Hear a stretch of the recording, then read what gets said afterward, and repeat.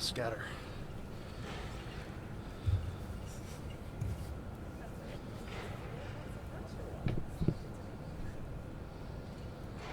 Good afternoon.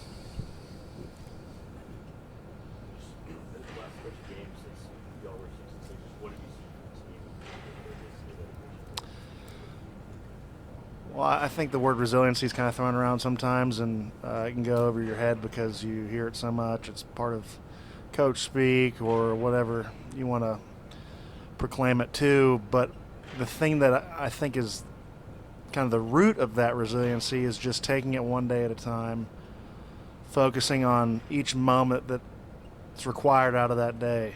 And then, like I've said 1,000 times, those moments compound, and then you have an opportunity to celebrate those moments on Sunday. So just a team that's really not worried about the what-ifs, if we lose this game or whatnot. So just kind of going out and just competing the best of our ability and letting the chips fall where they may have known that we've done all we could do. Is that an indication of just, well, and I guess Peter is sometimes a motivator, but in a good way. And when you've got this far, made it this far, I mean, the fear of disappointment of not going that, to knowing that being out of the playoffs after doing what you've done would be something, an opportunity lost, a major opportunity. I mean, this league is just full of opportunities lost, yeah. So that'd be kind of one of those things that, like I just talked about, you do such a good job of taking it one moment at a time, and then you let one game, granted it being a big one, these last 4 have been big games. And we understand, like Josh had alluded to, that this game, this atmosphere is going to be electric.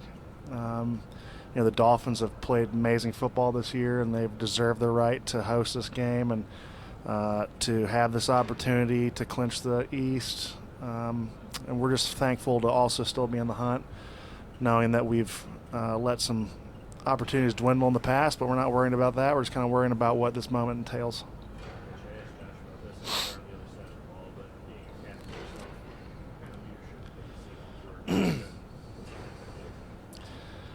Yeah, I missed 2 years here with them, but the 5 years I've been with them here, they've just not only been the utmost consistency, the epitome of consistency in regards to their approach as football players, but how they lead their group, how they lead by example, how they bring everyone up around them. They got the fiddle and everyone's kind of following, right? Not the fiddle, but whatever you want to call it, the flute or whatever. You guys get the point.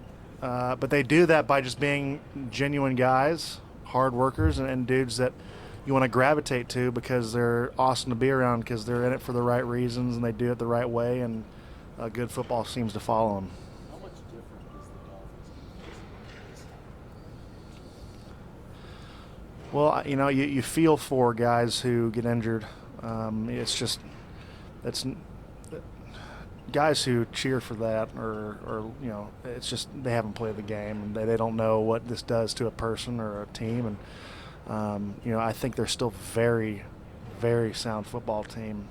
I think their interior guys really are playing at a high level, and they cause a lot of destruction in there. So for us, it'll be, especially the interior of the offensive line, it'll be matching that intensity as both those guys play with competitive juice, and they play very well. They're just good football players. Would you prefer not knowing what the math is going into that because the math is going to be there? Yeah, that's a good point. Yeah, I'd say so. It's going to be impossible to elude, right? But I don't think it's going to affect our approach to trying to win this game and be as competitive as possible. All right, thank you.